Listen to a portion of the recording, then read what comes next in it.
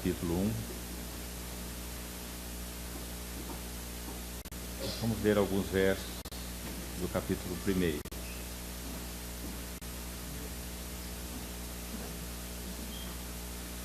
Tá ligado?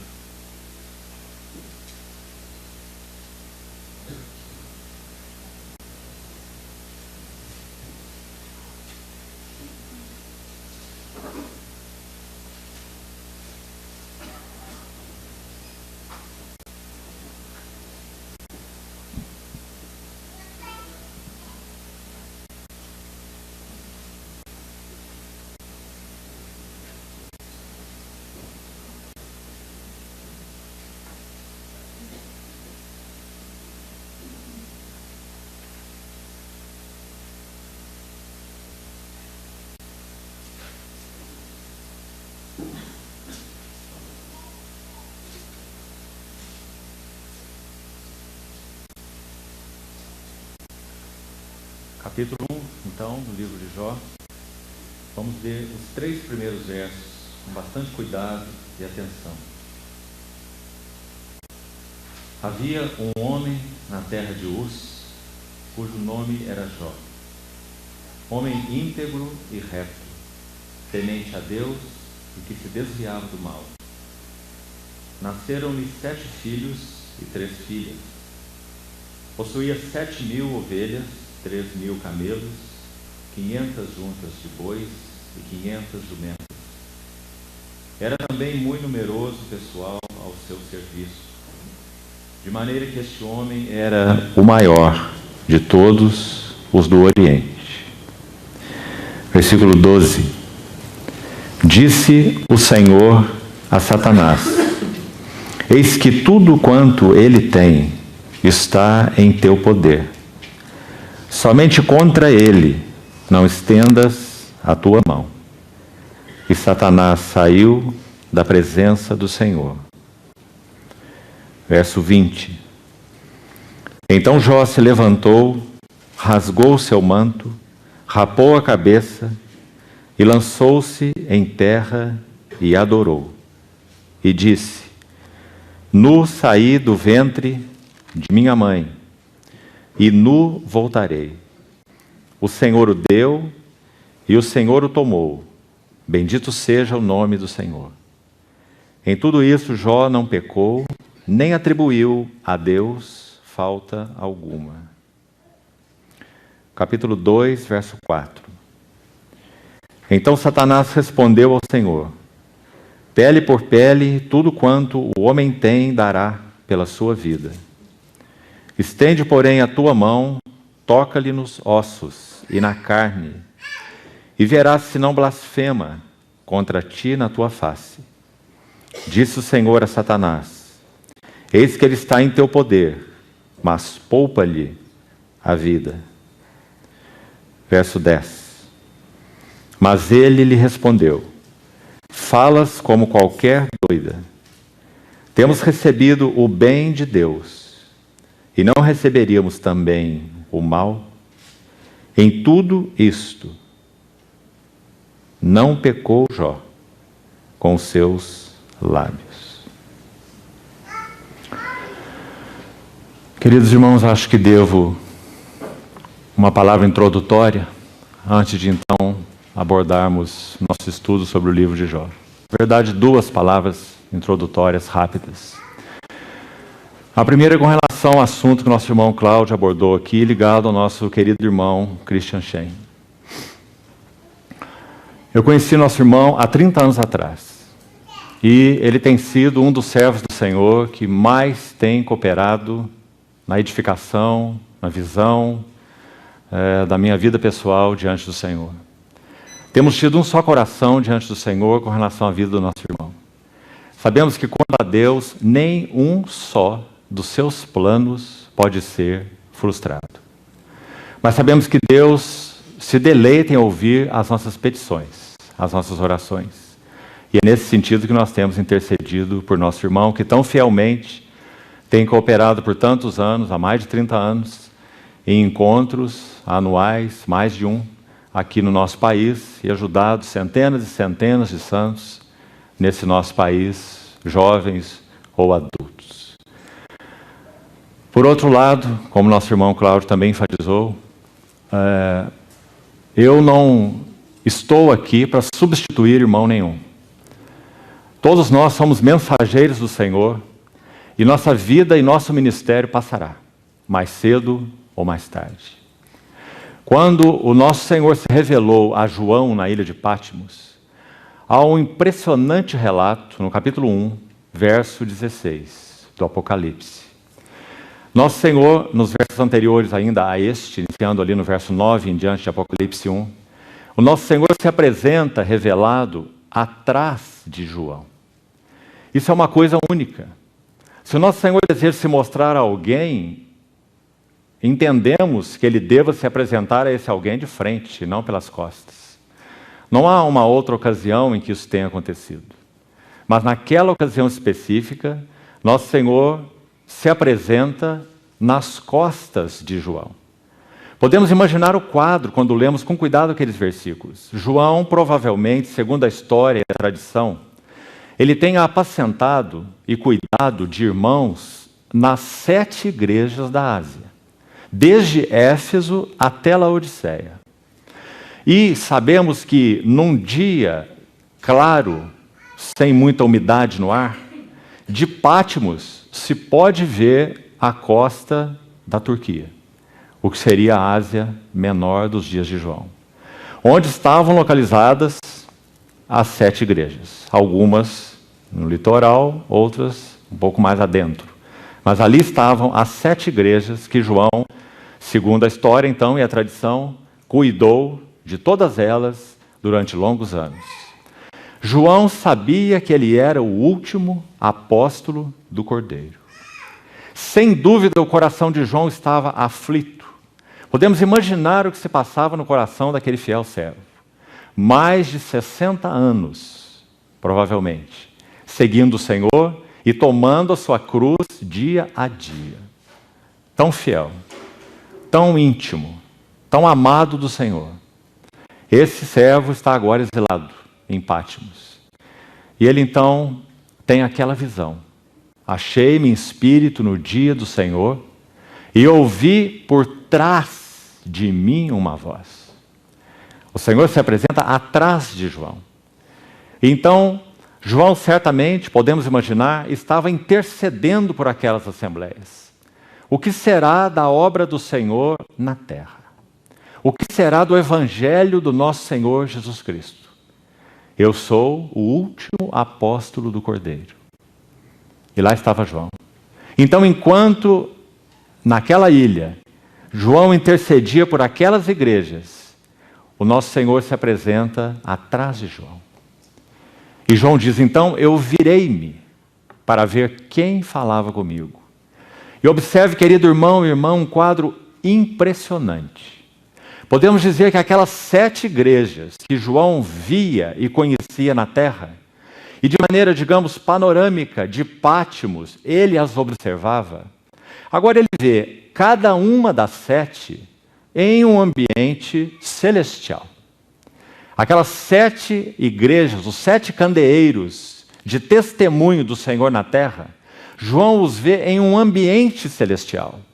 E mais do que isso, no meio dos 7 candeeiros havia um, semelhante a filho de homem, que passeava no meio dos candeeiros.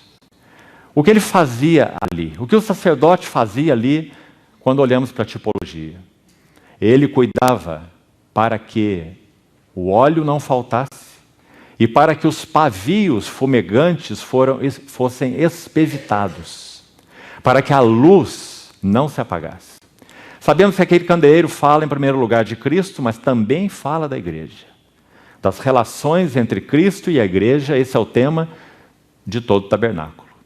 Então, no que concerne aquele contexto que estamos compartilhando, os 7 candeeiros são as 7 igrejas. Assim está interpretada a palavra em Apocalipse capítulo 1. Então, quando o Senhor se apresenta a João e João se volta e vê aquela cena, ele vê algo que, sem dúvida alguma, queridos irmãos, é de imenso valor para nós, na situação em que vivemos, como foi para João na sua situação.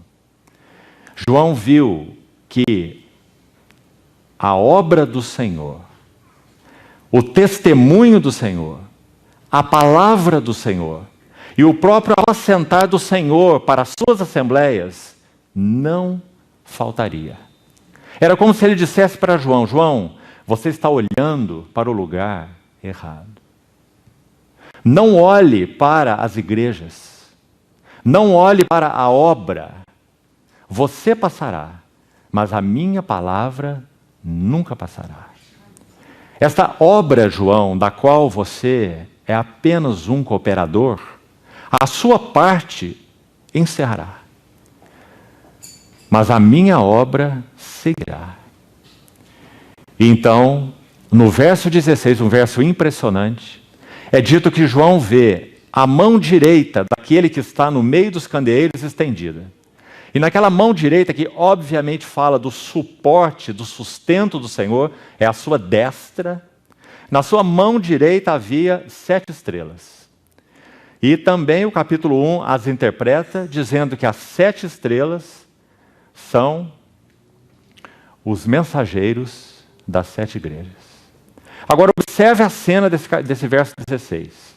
Ao mesmo tempo que são descritas as 7 estrelas na mão direita daquele que João viu, o Senhor glorificado, é dito que o seu rosto resplandecia e da sua boca saía-lhe uma afiada espada de 2 gumes.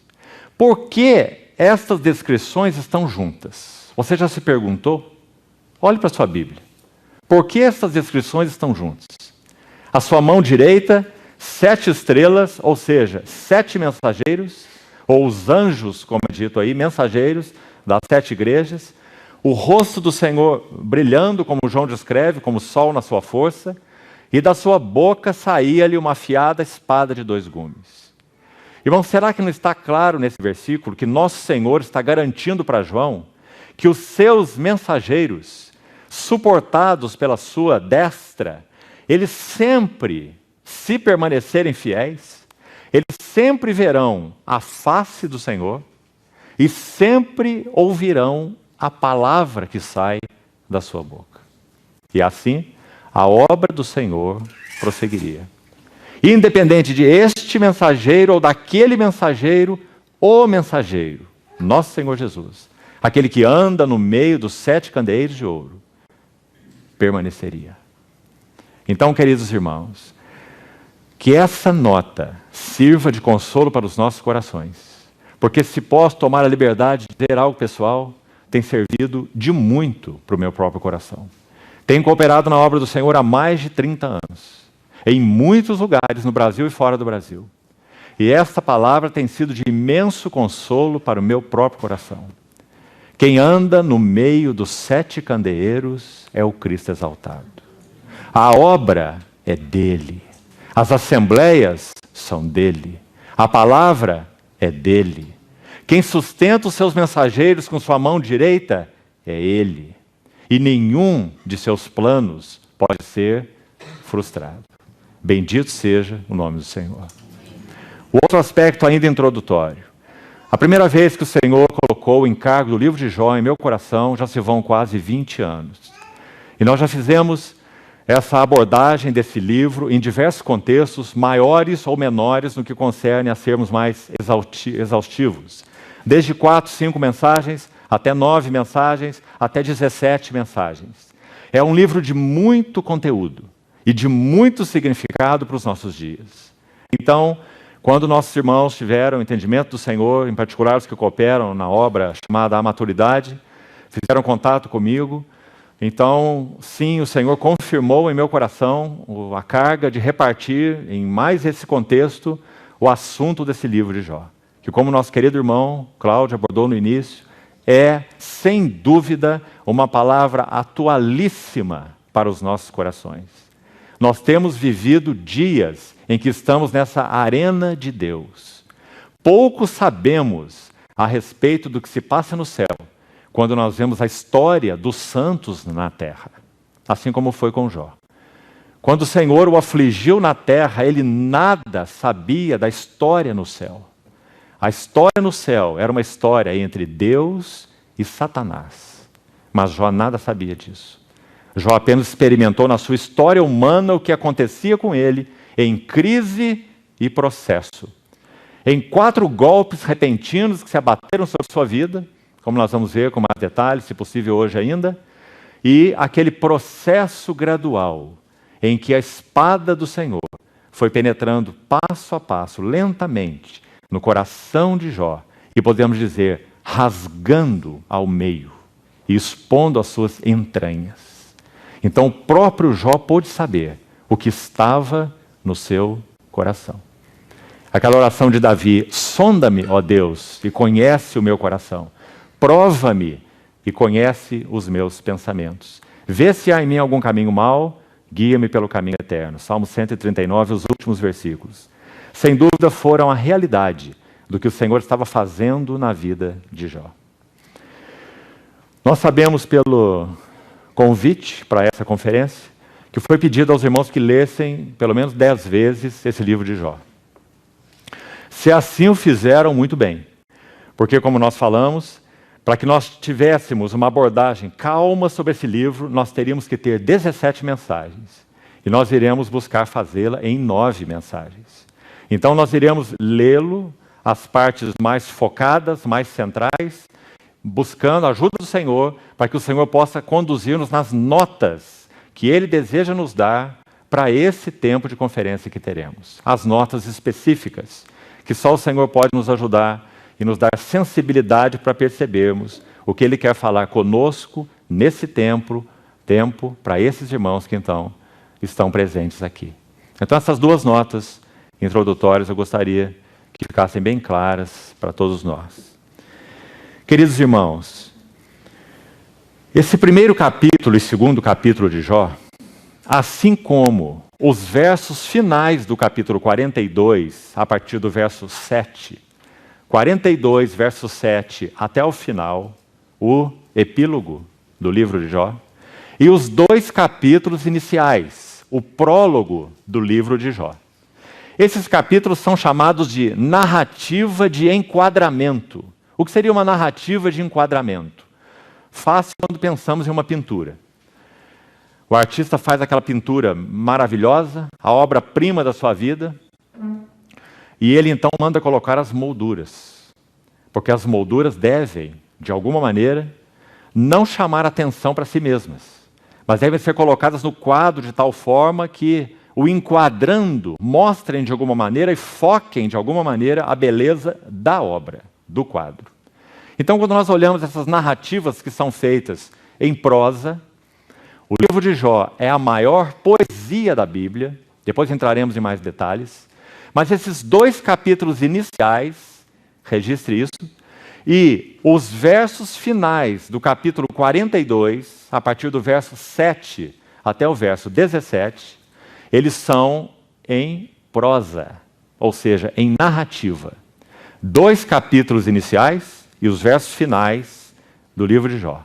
Narrativa de enquadramento, ou seja, eles colocam uma moldura para que então nós possamos apreciar a beleza do quadro, da pintura.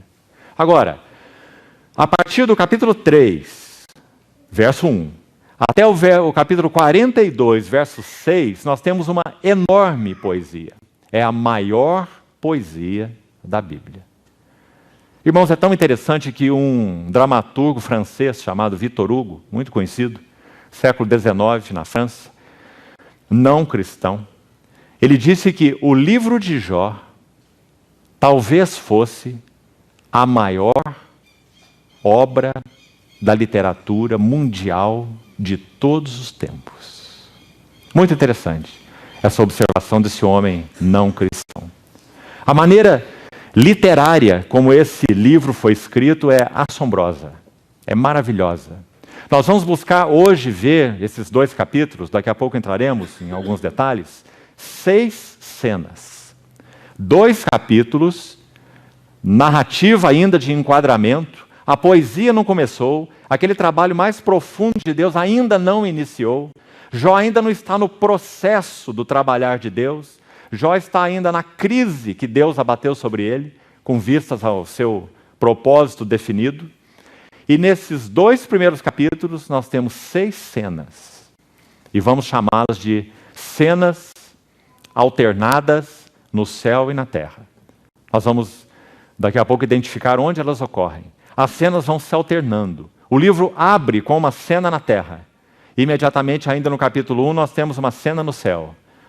Daqui a pouco entraremos nos detalhes. Em seguida, ainda no capítulo 1, nós temos nova cena na terra. Iniciando o capítulo 2, nós temos nova cena no céu. Uma cena na terra, inicial, uma cena no céu. Terceira cena na terra. Quarta cena no céu. Quinta cena na terra. E uma última na terra novamente. Então são 6 cenas alternadas, podemos dizer. Sendo que as 2 últimas especificamente não se alternam, são 2 na terra. Então nós temos terra, céu e terra, terra. 6 cenas. E daqui a pouco explicaremos alguns detalhes sobre ela. E essas cenas, elas compõem essa narrativa, então, de enquadramento. Quando o Senhor vai precipitar sobre Jó a crise.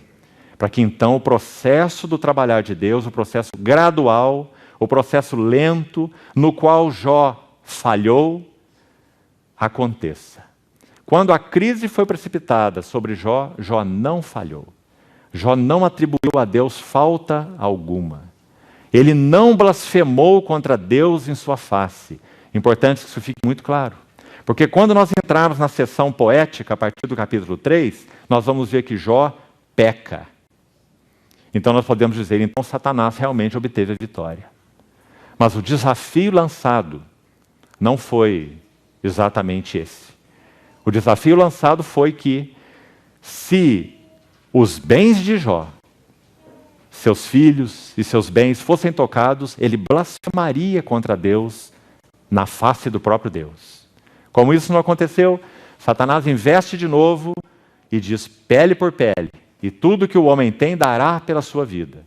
Então, de novo, ele recebe permissão do único soberano, daquele que tem seus decretos, aquele que decreta com sabedoria, aquele que, através dos seus planos, conduz ao seu propósito final específico, que vamos ver qual é, não vamos citar isso agora. Jó, então, peca quando esse processo gradual acontece. Mas quando a vida de Jó, a pele de Jó, a saúde de Jó é tocada, Jó não blasfema com os seus lábios. E então Satanás é silenciado. Nós não vemos mais Satanás no livro de Jó a partir do capítulo 2. Porque Satanás foi silenciado. Porque no desafio lançado, Jó foi vitorioso pela graça de Deus. Ele não blasfemou contra Deus em sua face.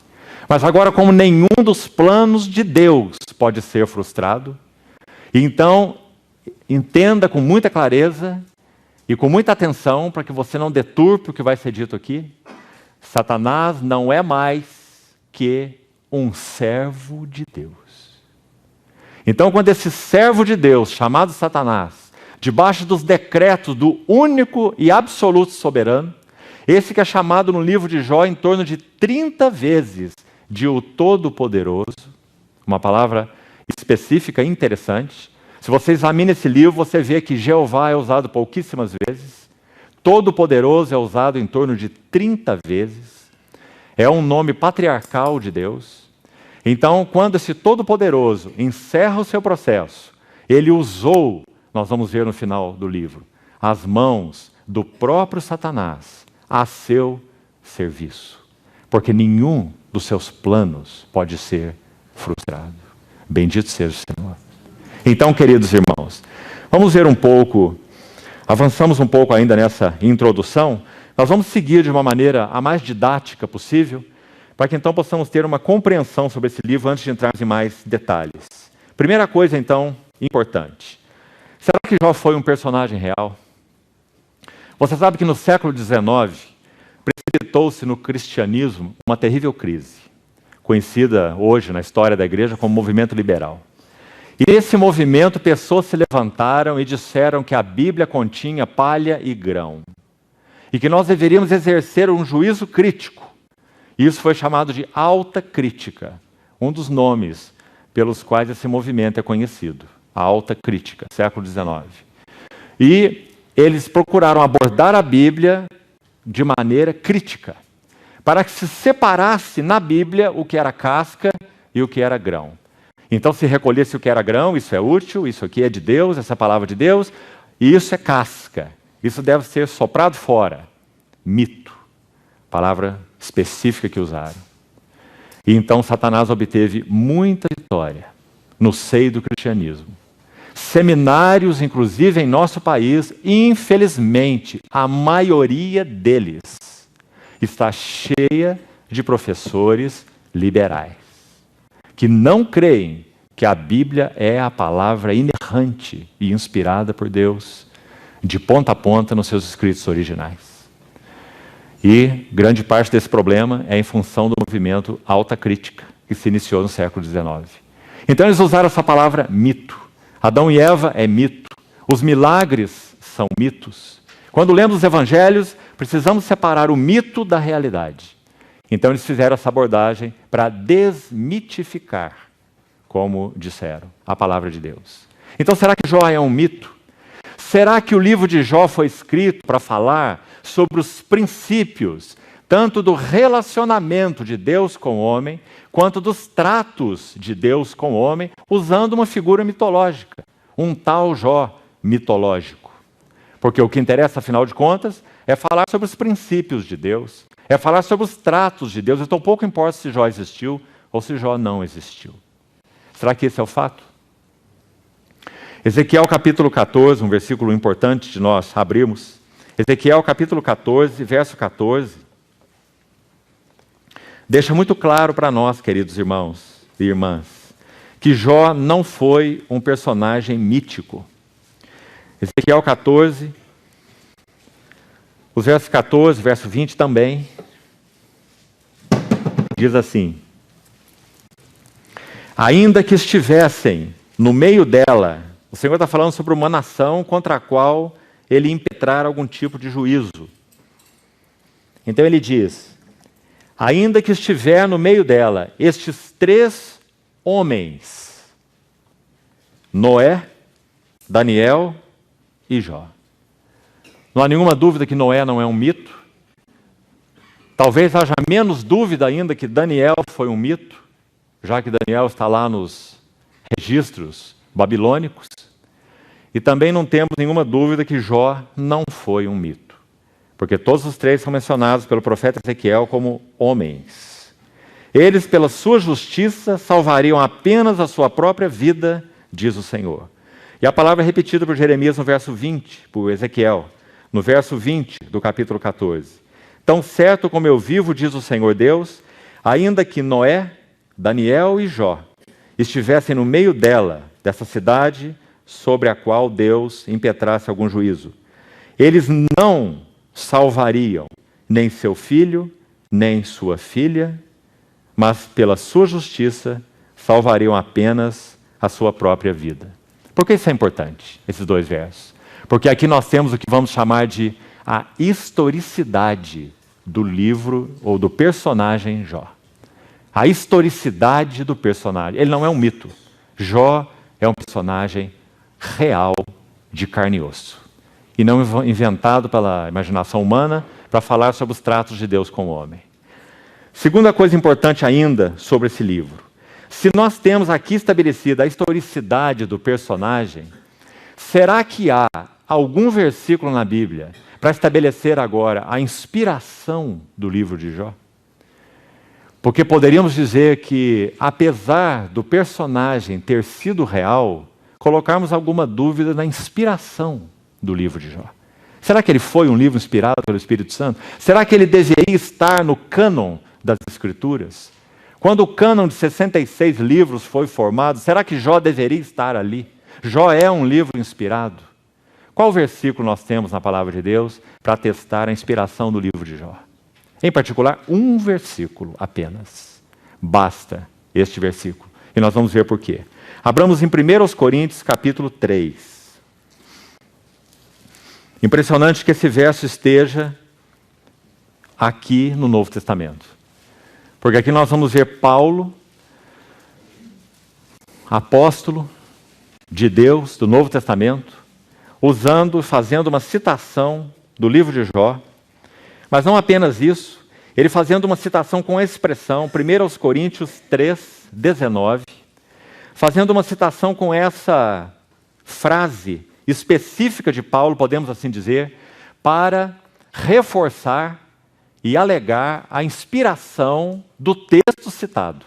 E é a frase, está escrito. Então veja, 1 Coríntios 3, 19. Porque a sabedoria deste mundo é loucura diante de Deus, porquanto está escrito. Nós vamos ver, vou citar alguns exemplos rápidos aqui em Coríntios mesmo, poderíamos citar em outras epístolas, para mostrar para os irmãos como Paulo usa essa expressão, está escrito, para asseverar a inspiração do texto citado, que não é uma palavra de homem, mas com essa frase está escrito, Paulo atesta a inspiração divina. Então está escrito o quê? 1 Coríntios 3,19. Ele apanha os sábios na sua astúcia. Versículo 19. Onde esse versículo ocorre no livro de Jó? Jó, capítulo 5, versículo 13.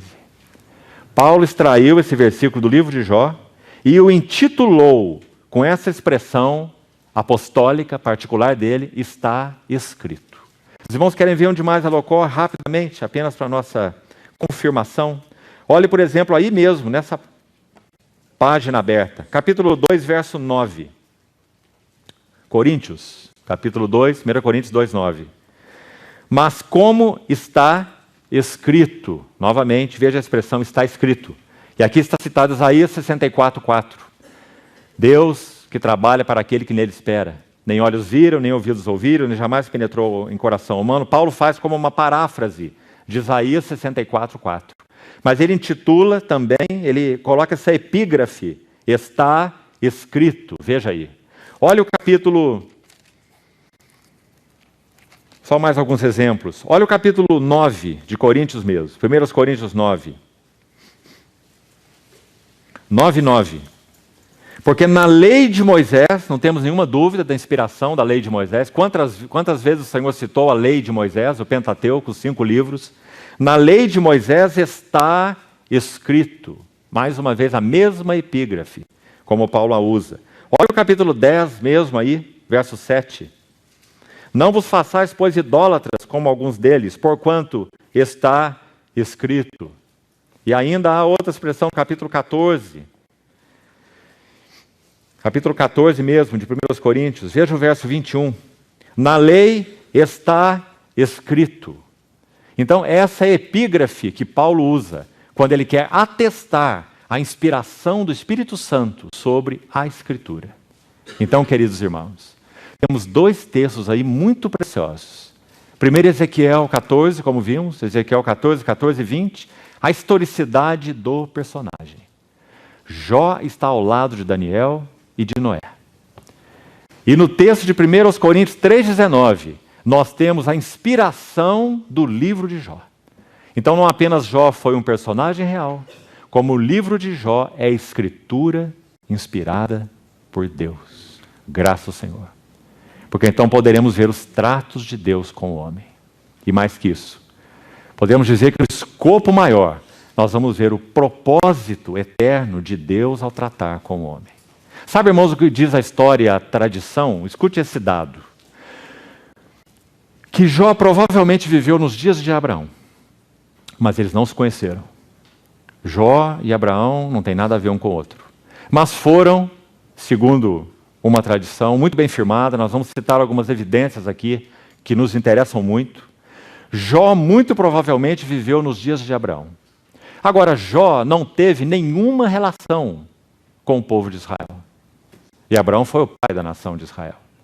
Então, quando nós olhamos o trato de Deus com Jó, o que nós vemos imediatamente? Que Deus está tratando um homem, se revelando a um homem e tratando um homem que nada tem a ver com a nação de Israel. Será que isso significa alguma coisa para nós? Significa muito para nós. Significa que o propósito eterno de Deus está ligado ao homem e não à nação de Israel, ou a um homem específico. Então aí entra o livro de Jó, podemos dizer, ao lado de Abraão, como seu contemporâneo, mostrando então a beleza do trato de Deus com o homem, que estava fora, podemos assim dizer, desse pacto de Deus com Abraão. Porque é o homem, esse foco no que concerne ao eterno propósito de Deus, de formar nesse homem o caráter do seu filho. Então, sim, isso é de muita importância. Mas escute uma outra coisa interessante.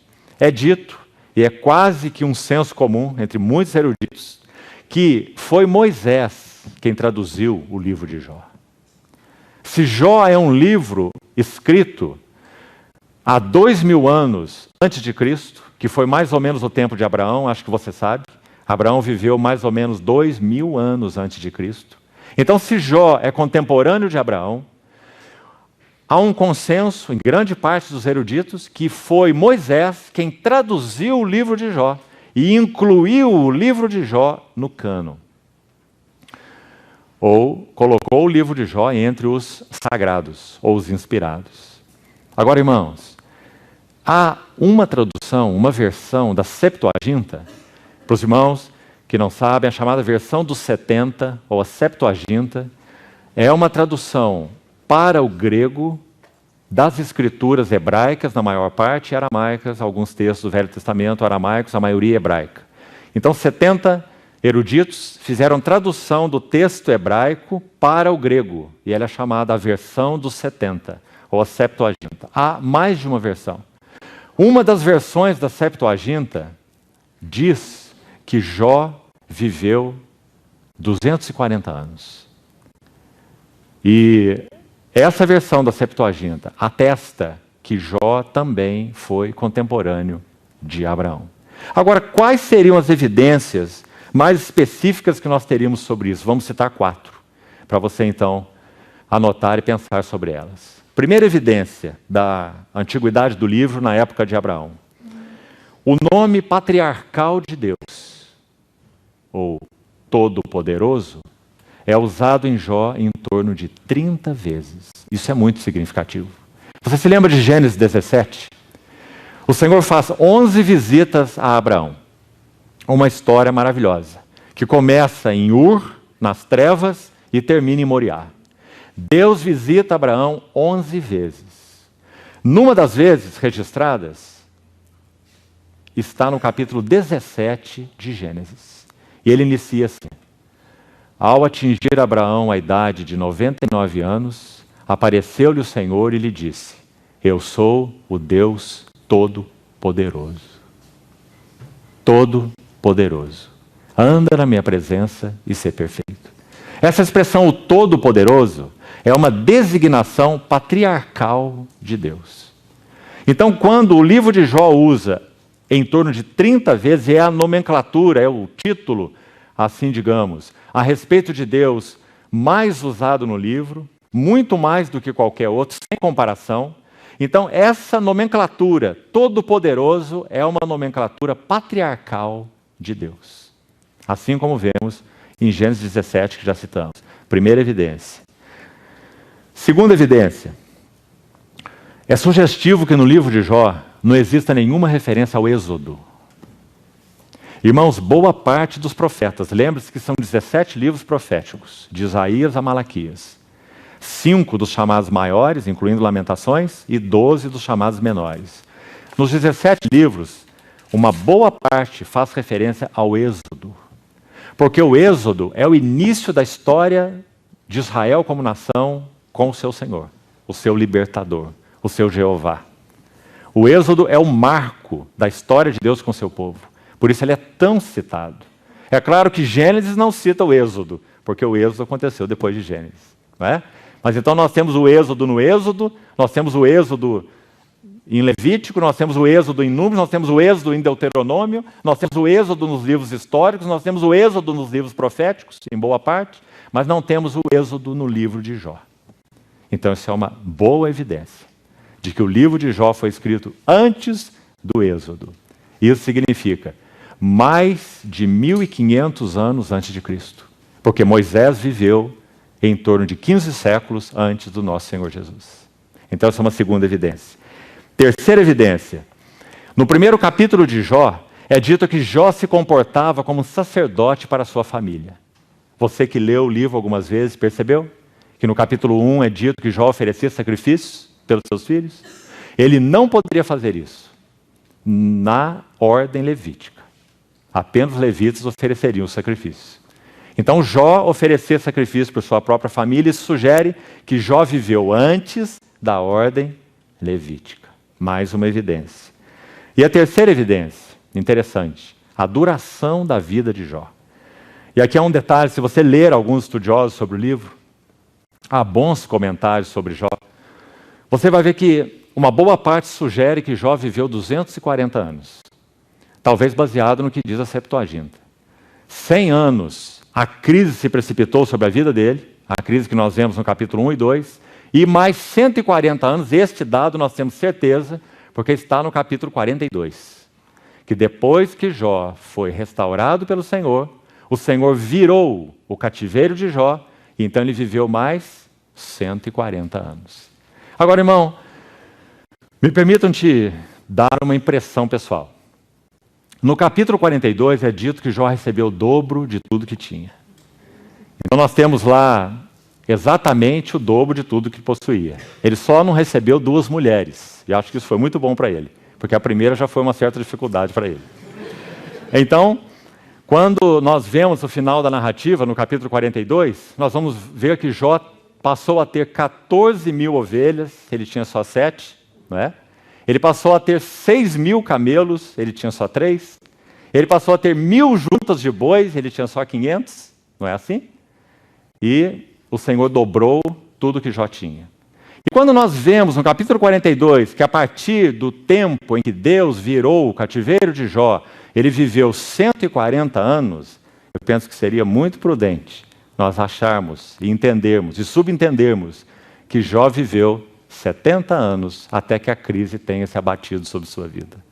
E então mais 140 anos, 210 anos. De qualquer maneira, essa longevidade é uma longevidade típica da época patriarcal, mais uma vez. Então nós teríamos a quarta evidência, que Jó viveu no período patriarcal, contemporâneo de Abraão, como diz uma boa parte dos eruditos e estudiosos. Seguindo então, irmãos, além desses detalhes, um outro dado importante que acho que nos ajudaria muito. Se nós dividirmos o Velho Testamento como ele é comumente dividido, nós temos, preste atenção aqui, os 5 primeiros livros, o Pentateuco, os 5 livros de Moisés. Depois nós teríamos 12 livros históricos. E aí vamos de Josué até Ester. São 12 livros históricos. Então, lei, ou Pentateuco. Depois nós temos os livros históricos, até Ester. Depois nós temos os poéticos, e os poéticos são mais 5 livros. Jó, Salmos, Provérbios, Eclesiastes e Cantares. Depois nós temos 17 livros. 5 dos profetas maiores, incluindo as Lamentações de Jeremias, como falamos, e 12 dos que são chamados profetas menores. Então guarde aí. 5 livros, Pentateuco, 12 livros históricos, 5 livros poéticos e 17 livros proféticos. Agora preste atenção nessa divisão. Os primeiros livros de cada seção são os fundamentais. Podemos dizer que são as chaves para se abrir todos os outros. Será que há alguma dúvida que, para compreendermos bem o Pentateuco, nós temos que estudar muito bem Gênesis? Há alguma dúvida entre nós? Gênesis é o livro básico para se entender o Pentateuco. Aliás, é básico para toda a Bíblia, não é? Gênesis é o livro básico para o Pentateuco. Será que temos alguma dúvida que Josué é o livro básico para os livros históricos? Nosso querido irmão Shen gastou um tempo estudando o livro de Josué. Não foi assim? Porque Josué é o livro básico para os 12 livros históricos, porque ele é o primeiro livro. Quando nós vamos aos livros poéticos, qual é o primeiro livro? Jó. Se nós queremos saber, Jó é o primeiro livro dos poéticos. Então escute com atenção. Se nós queremos saber como Deus escreve os seus poemas, nós precisamos conhecer o livro de Jó. Porque o livro de Jó é a chave para o poema de Deus. Se nós queremos conhecer bem os livros proféticos, qual é o primeiro deles? Isaías. Se não conhecemos bem o livro de Isaías, não conheceremos os outros livros proféticos. Isaías tem as chaves da profecia para todos os 17 livros. Inclusive, há livros dos chamados profetas menores que estão diretamente relacionados a Isaías. Então, importante nós vermos essa questão dos livros básicos. Gênesis é um livro básico, Josué é um livro básico, Jó é um livro básico e Isaías é um livro básico. Cada um na sua própria seção. E se nosso encargo para esse tempo é o livro de Jó, então vamos manter essa nota em nosso coração. Como Deus escreve os seus poemas? Como vamos saber? Nós vamos saber pela maior poesia da Bíblia, o livro de Jó. Que maravilha esse livro, queridos irmãos. Graças ao Senhor por podermos gastar esse tempo em torno desse livro. Então, mais esse detalhe importante. Agora vamos fazer outra combinação aqui. Vamos ao capítulo 42 de Jó. Ainda nessa primeira sessão, de maneira geral introdutória, que precisamos ter para lançarmos algumas bases, gastaremos toda essa sessão com isso. Vamos ao capítulo 42 e vamos ler alguns versículos aqui. Jó 42.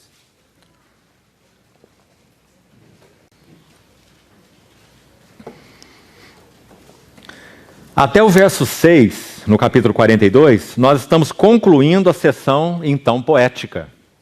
E o verso 7 inicia o epílogo, que já não é poema mais, já é em prosa, ou em narrativa, como nós já explicamos. Então diz assim, o capítulo 42. Então respondeu Jó ao Senhor: bem sei que tudo podes, e nenhum dos teus planos pode ser frustrado. Quem é aquele, como disseste, que sem conhecimento encobre o conselho? Na verdade, falei do que não entendia. Coisas maravilhosas ou altas, sublimes demais para mim. Coisas que eu não conhecia. Escuta-me, pois, havias dito, e eu falarei. Eu te perguntarei e tu me ensinarás. Então preste atenção nesses dois versos finais. Encerram a sessão poética. Eu te conhecia só de ouvir. A ideia aqui é, eu havia ouvido algo de ti. Interessante essa expressão. Eu havia ouvido algo de ti. Mas agora os meus olhos te veem. Por isso eu me abomino e me arrependo no pó e na cinza. Esse verso 42, 5, é o verso chave do livro de Jó. Tudo que Deus faz na vida de Jó é com esse propósito final. Meus olhos te veem. Não é nosso encargo para essa sessão falarmos sobre ele. Se o Senhor permitir, na 9ª sessão, na última delas, chegaremos lá. Então esse é o verso chave do livro. E quando estudarmos o livro, vamos ver muito claramente por quê. Eu te conhecia só de ouvir, ou eu havia ouvido de ti, mas agora, e então essa linda expressão, meus olhos te veem. Há um verso no Novo Testamento que precisamos unir a esse que acabamos de ler, Tiago, capítulo 5.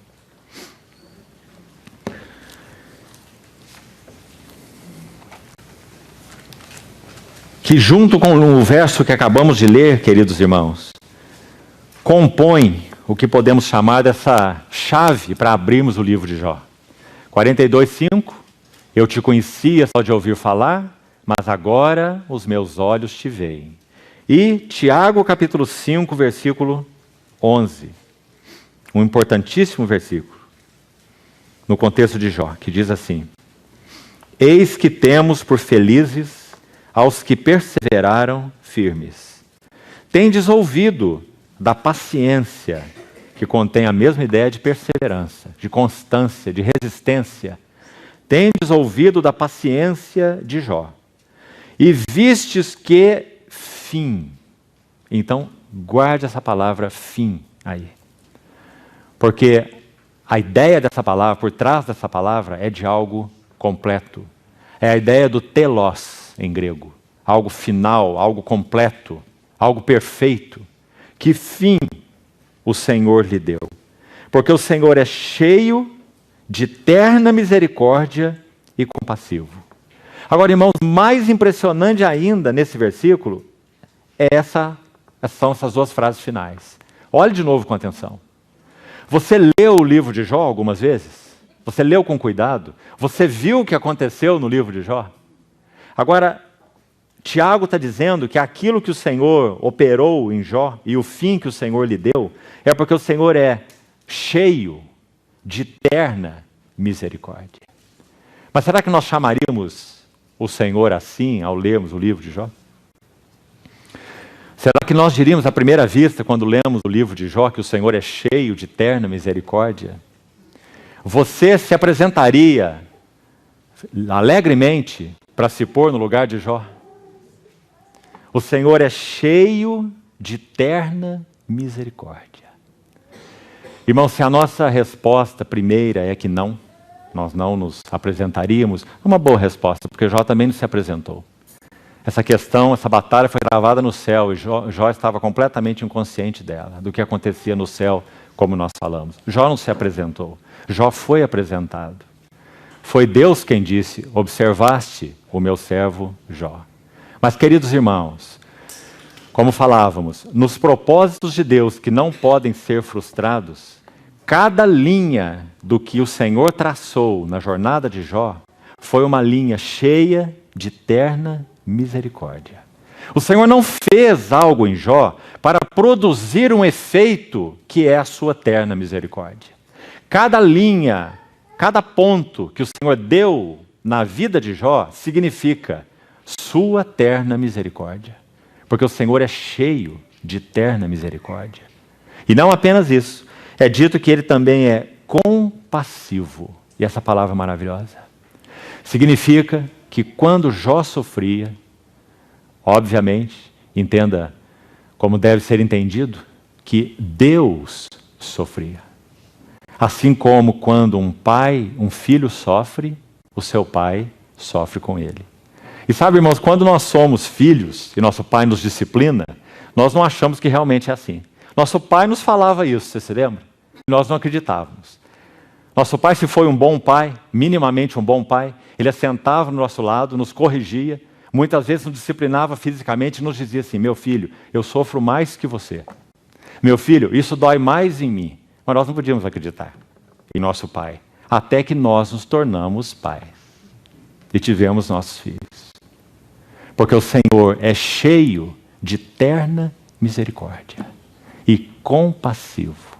Sofre junto conosco. Então, queridos irmãos, essas chaves, penso eu, são muito importantes para compreendermos um pouco do contexto de Jó, da importância do livro, da beleza do livro, da inspiração do livro, do lugar do livro, da maneira como Deus escreve os seus poemas, como falamos. Agora, acho que ainda teríamos tempo hoje, se não seguimos amanhã, de falarmos um pouco sobre essas 6 cenas. Então vamos voltar ao capítulo 1 de Jó. Para abordarmos um pouco, pelo menos, do que aconteceu. Como falamos, não podemos ser exaustivos, nem é essa a nossa pretensão. O que aconteceu nessas 6 cenas, pelo menos de mais relevante, para entender esse processo de crise que Deus precipitou sobre a vida de Jó. Então vamos lá. Vamos fazer uma divisão primeiro, que nós apenas citamos no início, mas não localizamos. A primeira cena no livro de Jó, vai olhando para a sua Bíblia, por favor, ela começa no capítulo 1, versículo 1, e vai até o versículo 5.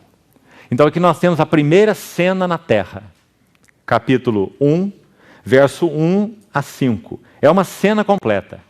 Nós lemos o verso 1 ao 3 na nossa introdução, e o verso 4 diz que aqueles filhos de Jó, os seus 7 filhos e 3 filhas, eles iam à casa uns dos outros, faziam seus banquetes, mandavam convidar suas irmãs, como diz o verso 4. Decorrido o turno dos dias dos banquetes, estava lá Jó oferecendo sacrifício por eles, não é?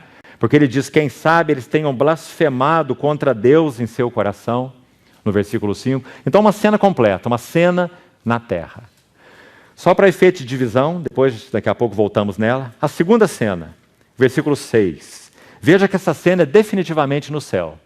Num dia em que os filhos de Deus, obviamente são anjos, esses filhos de Deus, assim são mencionados em outras passagens, anjos como sendo filhos de Deus, não pode ser outra coisa, definitivamente. No dia em que os filhos de Deus vieram apresentar-se perante o Senhor, veio também Satanás entre eles. Então, até o versículo 12, nós temos uma cena no céu. Depois tocamos em alguns detalhes. Então, de 7 a 12, cena no céu.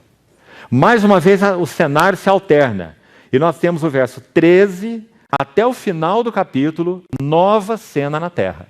Quando Satanás sai da presença do Senhor, assim termina o verso 12, então diz, sucede esse dia em que seus filhos e suas filhas comiam, bebiam, e aí nós temos verso 15, 16, 17 e 19, 4 golpes. E cada um dos golpes que Satanás dá sobre Jó, debaixo da permissão do Senhor, encerra com esse refrão. Observe, final do verso 14. Só eu escapei para trazer-te a nova. Observe essa frase. Ela acontece no final do verso 15, 16, 17 e 19.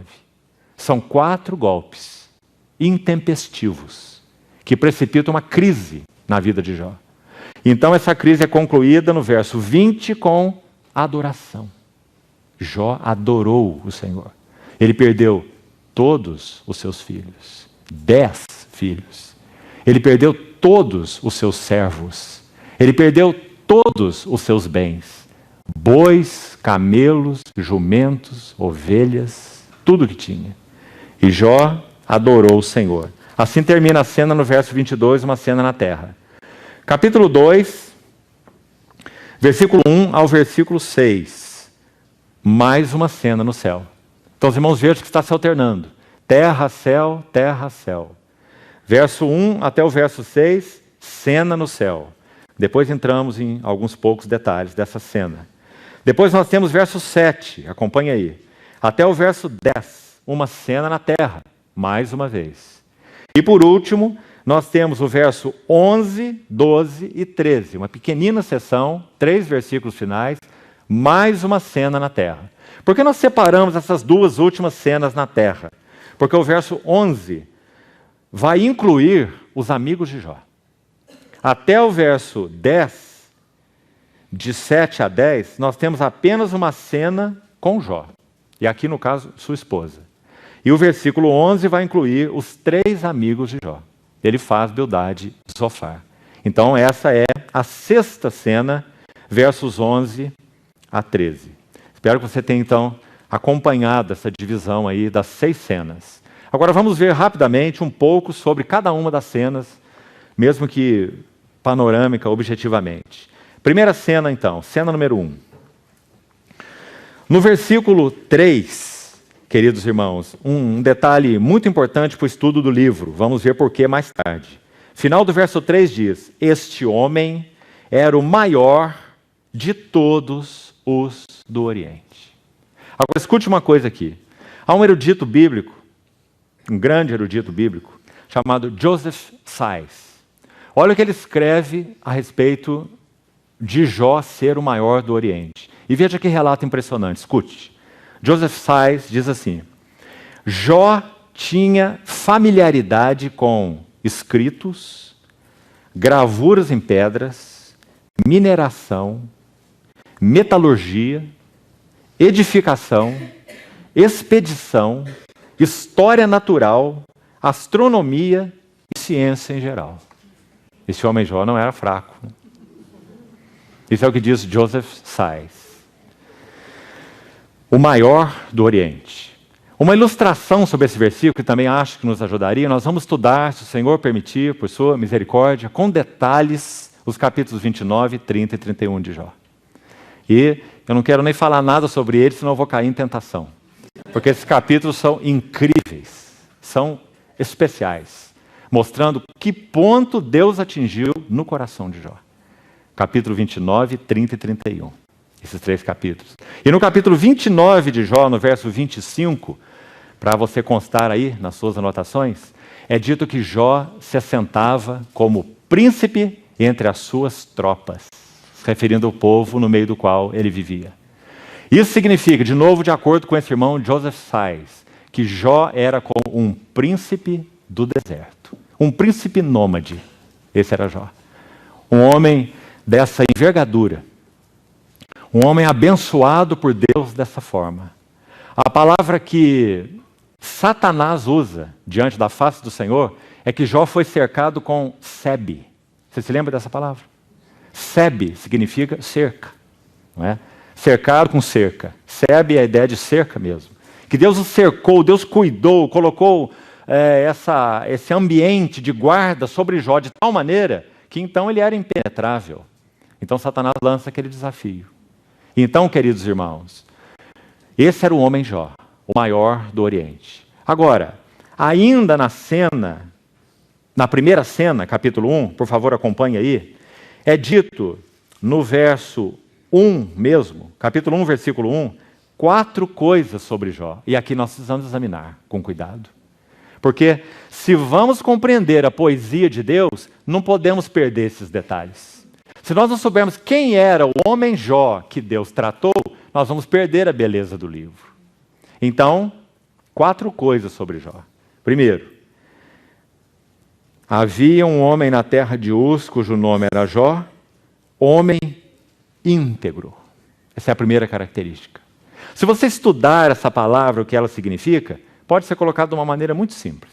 Significa completo. Ou perfeito. Jó era um homem completo. Não apenas aos olhos da sua geração. Jó era um homem completo aos olhos de Deus. Mas então, uma primeira pergunta acho que já vai no nosso coração. Se ele era um homem completo, se ele era um homem perfeito, por que Deus mexeu com ele? Por que Deus o tratou? Por que Deus permitiu golpes tão severos? Por que Deus aceitou a insinuação de Satanás? Qual é o conflito cósmico no qual Jó foi colocado e não sabia? Não perca isso de vista, querido irmão. O conflito cósmico que envolve o livro de Jó vamos colocar numa frase: será que o homem pode amar a Deus independente das suas bênçãos? Esse é o cerne do conflito. Será que qualquer homem sobre a terra pode amar a Deus independente de ser abençoado? Então, quando Jó é apontado e entra no centro do conflito, e Deus diz a Satanás: observaste meu servo Jó, essas palavras que lemos no versículo 1, observe, são repetidas no versículo 8. Olhe com cuidado.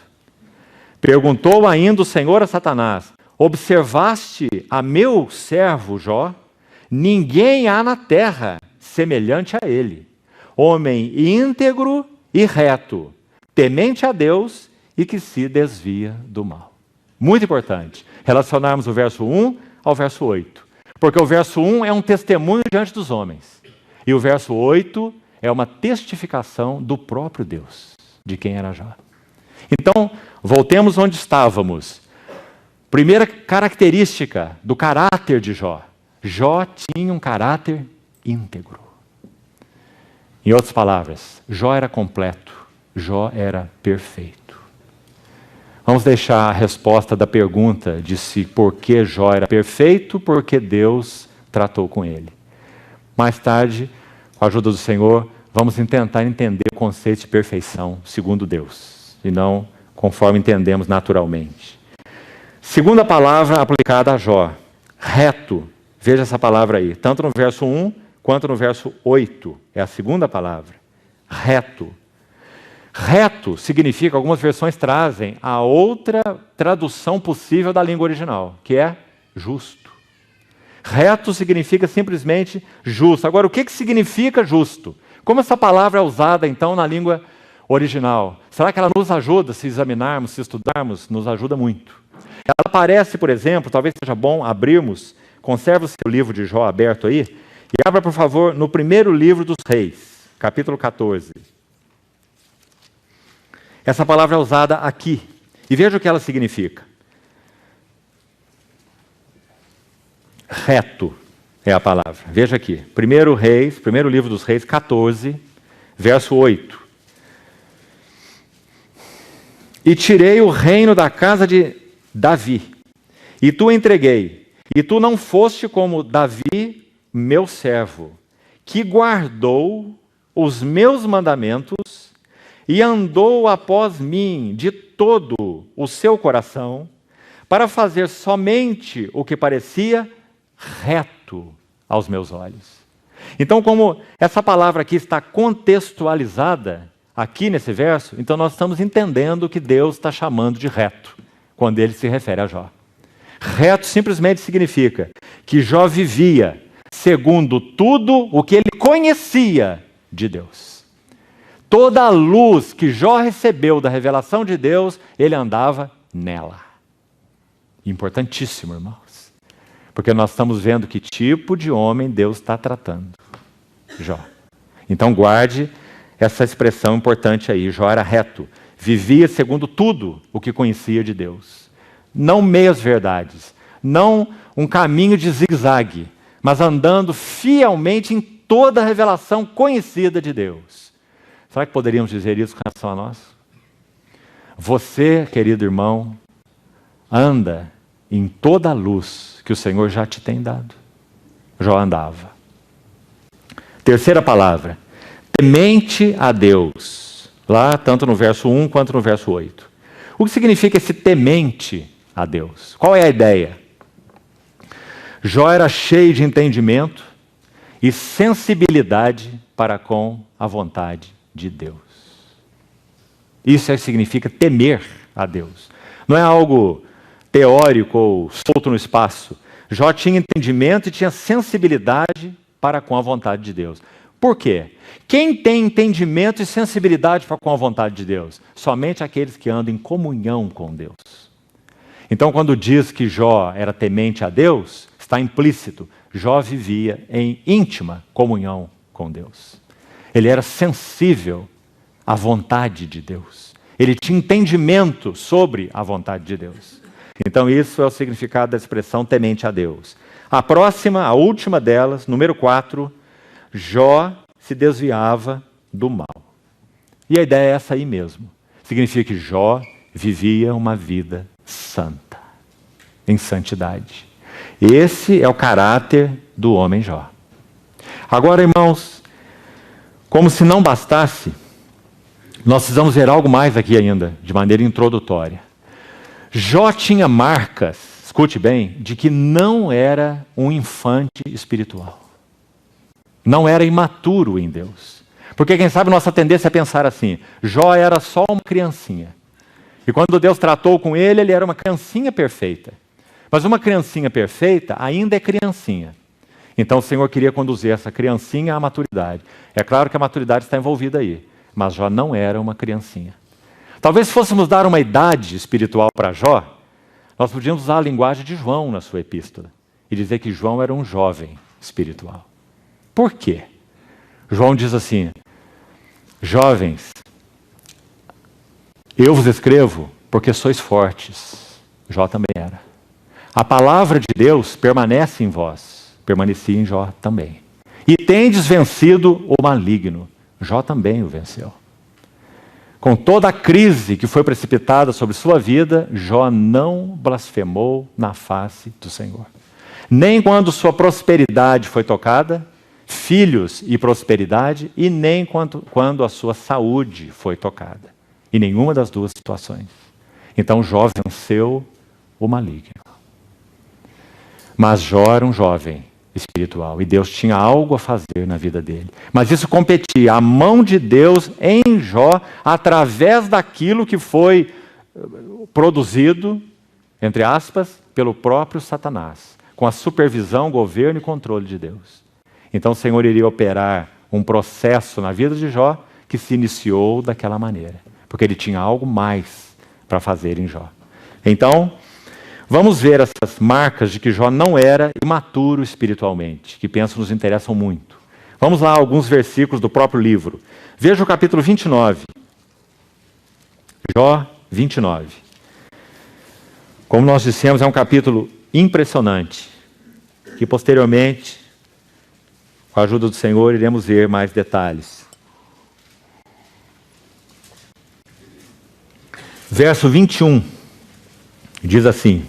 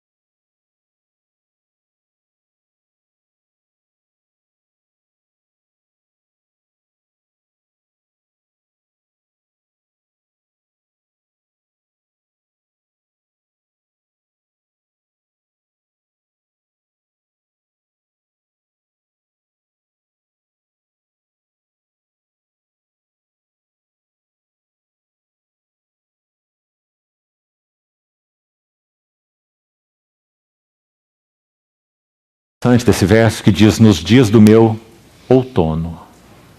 Irmãos, nos tratos de Deus conosco, a nossa vida, se formos colocar em termos de estações do ano, a nossa vida debaixo dos tratos do Senhor não termina no outono. Sabe qual era um dos problemas de Jó?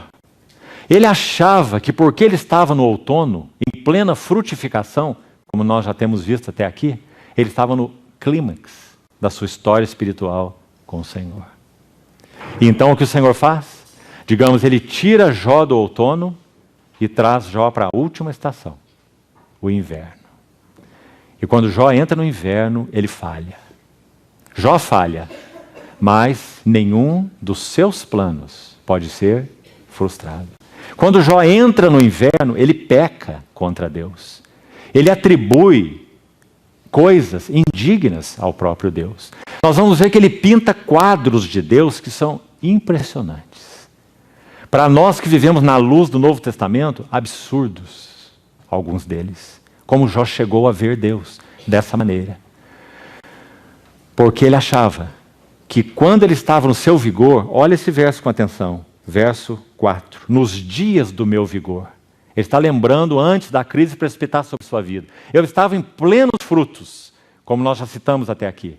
E ele achou que a sua maturidade espiritual estava concluída com a frutificação, com o inverno, com o outono. Interessante, queridos irmãos. Se nós olhamos a vida de Paulo, você sabe que você pode estudar a vida de Paulo baseada nas 4 estações: primavera, verão, outono e inverno. Lembra-se? Na primavera da história de Paulo com o Senhor, ele escreveu as epístolas aos Tessalonicenses, como um jovem, digamos, espiritual.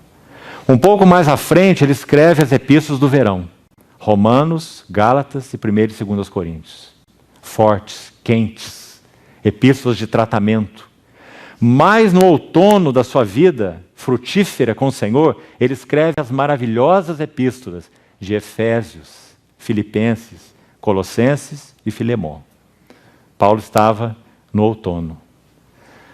Ali ele escreveu, por exemplo, Efésios, que é considerada a sua carta mais alta. Mas, irmãos, Deus ainda tinha o inverno da vida de Paulo.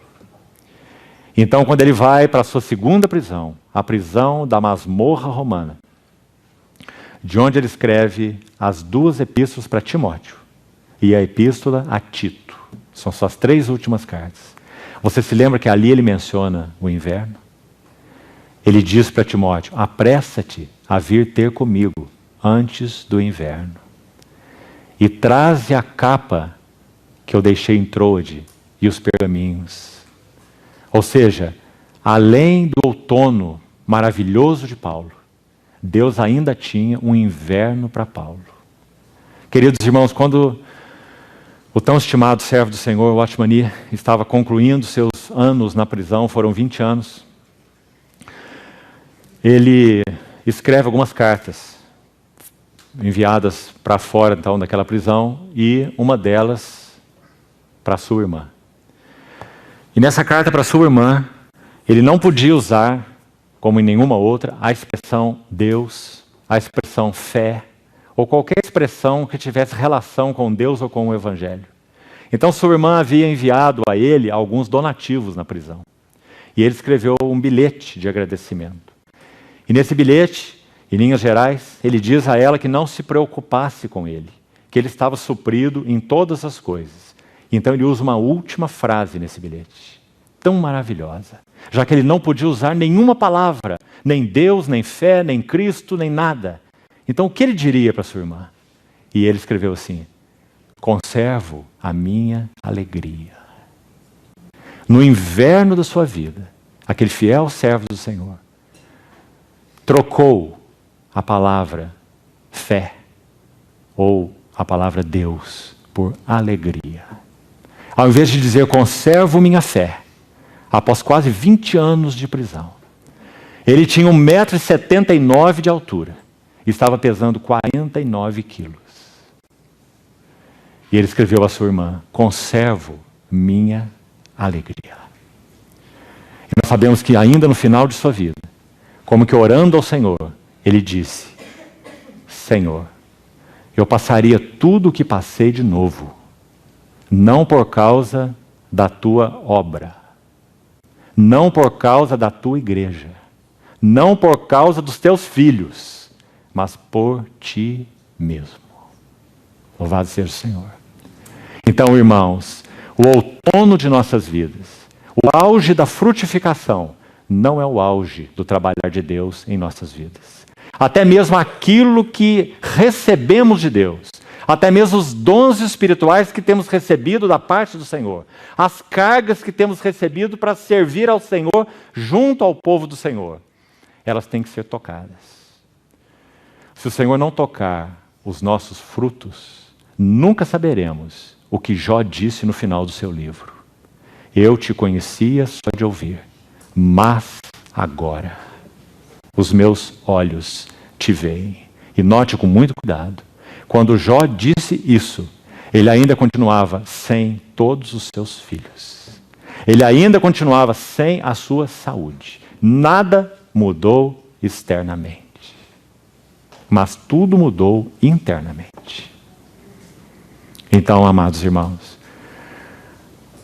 outono, frutos, dons, labor, serviço, obra, bênção. Tudo isso no qual nós tendemos a nos alegrar tanto.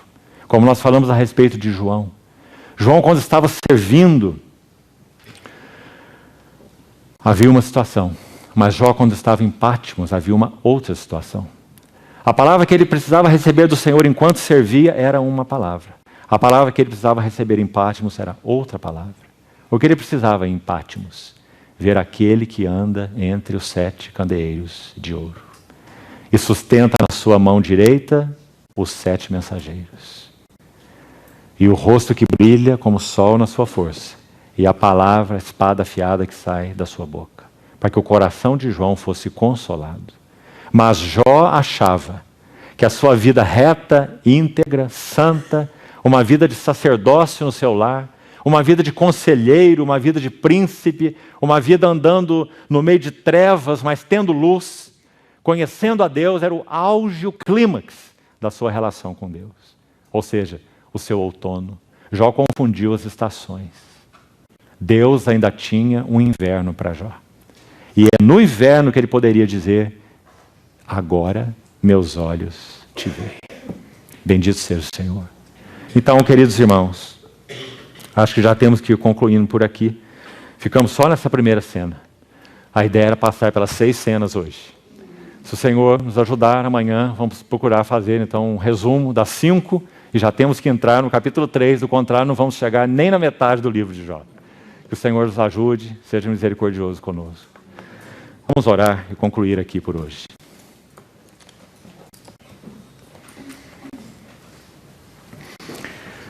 Senhor, nós nos oferecemos a Ti de maneira renovada nessa noite e pedimos ao Senhor por Tua misericórdia, que o Senhor venha ao nosso encontro nesses dias de comunhão, na Tua palavra, uns com os outros, assentados aos Teus pés juntos, que o Senhor, por Tua graça e somente por ela, o Senhor nos abra uma visão maior de Ti mesmo, também nos abra uma visão maior do nosso próprio coração, e nos ensine, Senhor, a conhecer os Teus caminhos. Introduz-nos em uma realidade de intimidade e de conhecimento de Ti, que ainda não possuímos. Livra-nos de nossas ilusões, em particular essas auto-ilusões. Guarda-nos, Senhor, que a Tua luz raie sobre os nossos corações e nós entendamos os caminhos pelos quais o Senhor nos tem guiado. Qual é o Teu escopo? Qual é o Teu fim? Qual é o Teu propósito eterno? Senhor, guarda nosso coração, te pedimos nesses dias. Guarda esse ambiente de conferência. Não permita que o inimigo alcance qualquer vantagem sobre nós. Guarda nossos corações, os nossos pensamentos, nossas ansiedades, conflitos interiores. Ó Senhor, socorre-nos, para que o Senhor realmente possa prevalecer nesses dias de comunhão. Confiamo-nos a Ti uma vez mais. Que as Tuas palavras que foram ditas, que realmente tenham saído de Tua boca, não se percam nessa noite. Guarda as Tuas palavras em nosso coração, Senhor. Queremos seguir contigo, para louvor da glória da Tua graça. Em Teu precioso nome oramos. Amém.